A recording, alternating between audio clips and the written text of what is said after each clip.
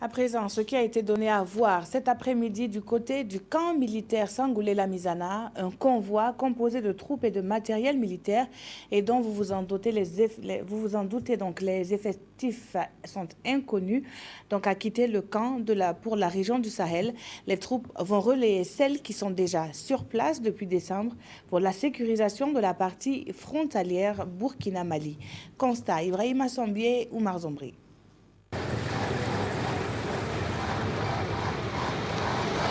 Ces véhicules qui sortent du camp Sangoulé-Lamizana avec à leur bord des troupes et des matériels militaires convergent tous vers le nord du Burkina Faso. Ces hommes partent assurer la relève de ceux déployés sur le front depuis le 25 décembre dernier. L'objectif militaire est clair, contrôler la partie septentrionale du pays et selon la hiérarchie, il y a suffisamment d'hommes pour mener à bien cette mission de protection et de défense de cette partie du territoire national. Nous avons déployé un effectif qui nous permet de protéger la population, qui nous permet de nous protéger. Sur le plan du personnel, je dirais que ceux que nous avons rencontrés, en tout cas, ils ont le moral pour y aller, ils vont pour défendre leur pays.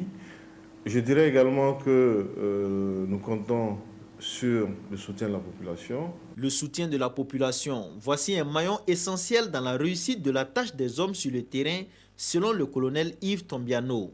Et à ce propos, le chef de la division des opérations de l'armée de terre appelle la population à collaborer et à éviter les zones d'opération. Nous avons eu des cas malheureux, des gens qui ont franchi notre dispositif. Il y a eu une réaction de nos hommes. C'est des cas déplorables. Nous présentons sincèrement nos condoléances aux familles.